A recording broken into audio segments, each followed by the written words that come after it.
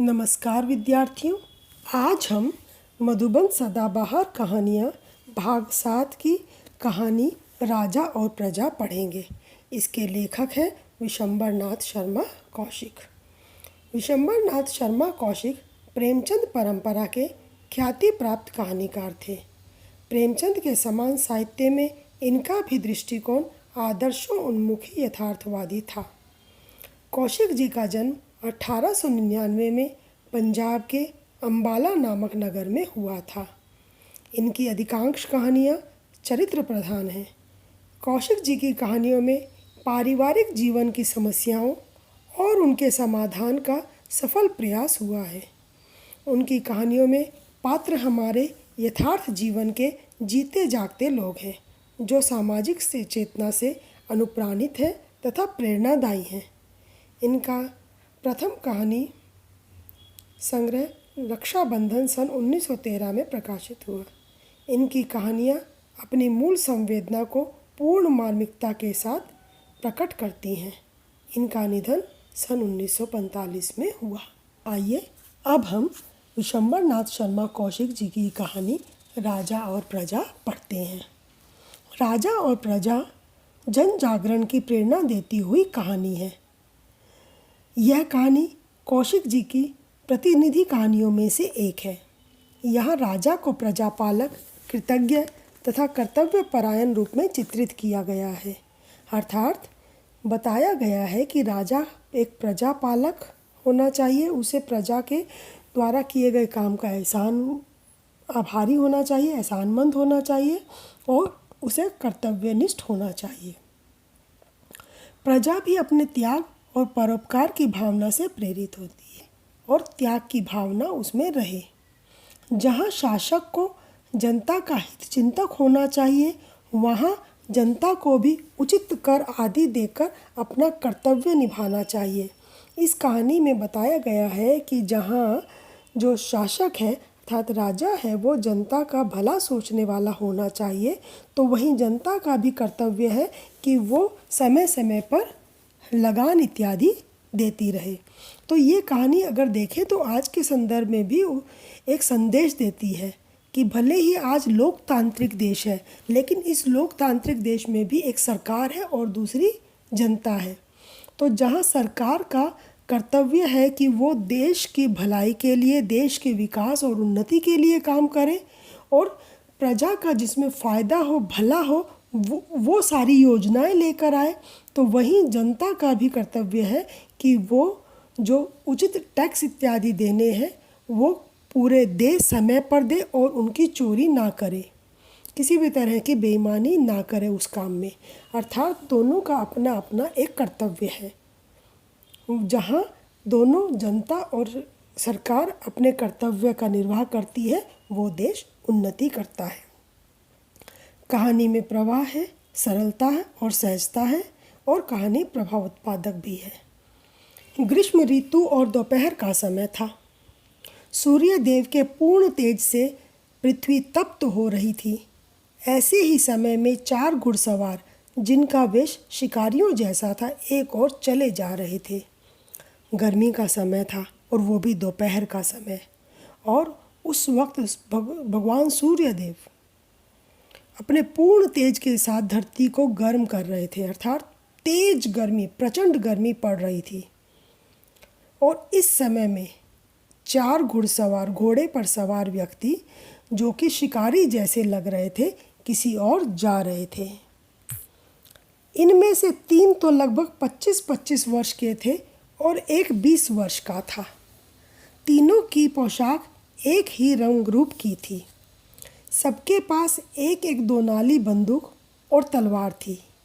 देखने में वे सभी किसी धनाढ़ परिवार के मालूम होते थे, क्योंकि सबके पास जो चीज़ें थी वे अच्छी थी, विशेषतः उस युवक के पास जो सबसे छोटा था। और ये जो तीनों चारों युवक हैं, उनमें से 3 तो 25-25 वर्ष के आसपास थे और एक उनसे भी छोटा था जो लगभग 20 ही वर्ष का था। और तीनों के जो कपड़े जिन्होंने पहन रखे थे और जो देखने में जैसे वो दिख रहे थे, इससे लगता था कि वो सब एक ही जगह से या एक ही तरह के काम करने वाले लोग हैं। सबके पास बंदूक थी, तलवार थी और देखने में सबके सब ऐसा लगता था जैसे रईस परिवार के लोग हैं, क्योंकि जो जो चीज़ें उनके पास थी वो सारी चीज़ें ख़ास तौर पर रईस लोग लेकर चलते हैं। उनमें विशेष तौर पर युवक जो सबसे छोटा था वो सबसे अधिक धनी लगता था। लू के थपेड़ों से ये लोग परेशान हो रहे थे। हठात नवयुवक ने अपना घोड़ा रोका। वहाँ बहुत ज़्यादा गर्मी थी, जैसा कि बताया गया है। तेज सूरज की रोशनी थी, प्रचंड धूप थी, गर्मी के दिन थे, गरम गरम हवाएं चल रही थी और उनके जो थपेड़े से उनके चेहरों पर पड़ रहे थे, पूरा शरीर भी झुलसा रहे थे और चेहरों को भी झुलसा रहे थे। सभी बड़े परेशान थे। अतः उसके साथ अन्य तीनों व्यक्ति भी रुक गए। नवयुवक ने अपने गले में पड़े हुए फील्ड ग्लास को उठाकर चारों ओर देखा।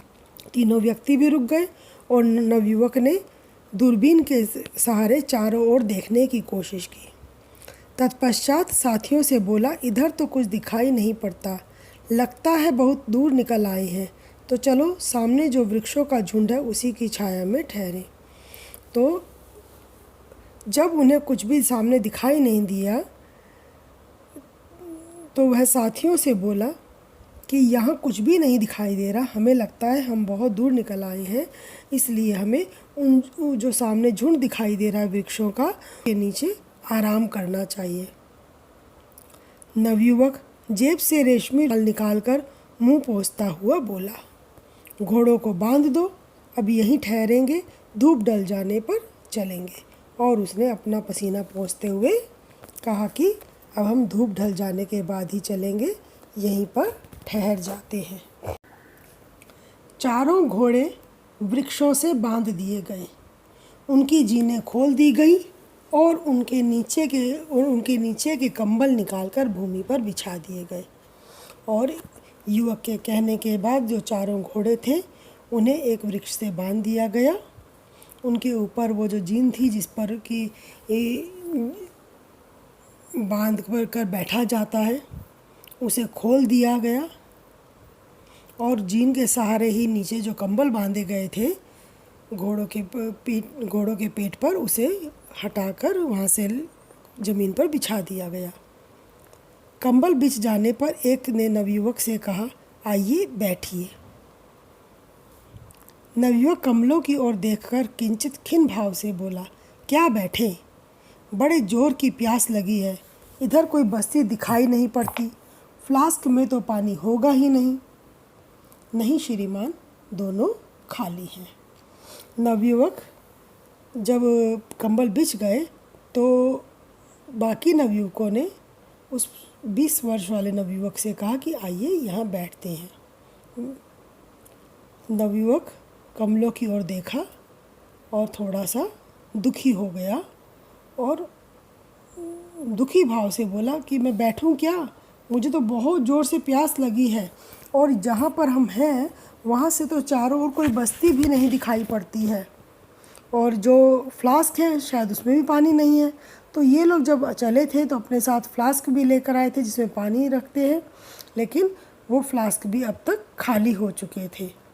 अतः नवयुवकों ने जवाब दिया, नहीं श्रीमान, दोनों खाली हैं। उनके पास 2 फ्लास्क थे और दोनों ही खाली हुए और प्यास के मारे सबका बुरा हाल था।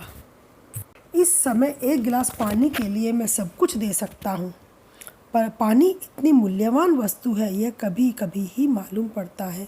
और नवयुवक के मुंह से निकल गया कि इस वक्त कोई मुझे 1 गिलास पानी भी दे दे तो उसके लिए मैं सब कुछ अपना लुटा सकता हूँ। मतलब वो इतना ज़्यादा प्यासा है कि इतना बेचैन है पानी ना मिलने के कारण कि वो उसकी जो कीमत मांगेगा वह उसको देने के लिए तैयार है। आज उसे समझ में आया कि पानी भी कितनी मूल्यवान वस्तु हो सकती है। हाँ, किसी भी चीज़ की, तुच्छ से तुच्छ चीज़ की भी कीमत आपको तभी पता चलती है जब आपको उसकी आवश्यकता होती है। पानी हमें हमेशा मिलता रहता है, उसे इसीलिए हम लोग कीमत नहीं समझते और यूँ बर्बाद करते चले जाते हैं। लेकिन इस पानी की कीमत वही जानता है जो इस तरह धूप की गर्मी में तप रहा है और उसके पास पानी नहीं है। और आज यह व्यक्ति नवयुवक जो है बहुत प्यासा है और उसे पानी भी नहीं मिल रहा, और इस वक्त वो उस पानी की कोई भी कीमत देने के लिए तैयार है। आज इतना ही, बाकी अगली कक्षा में। धन्यवाद।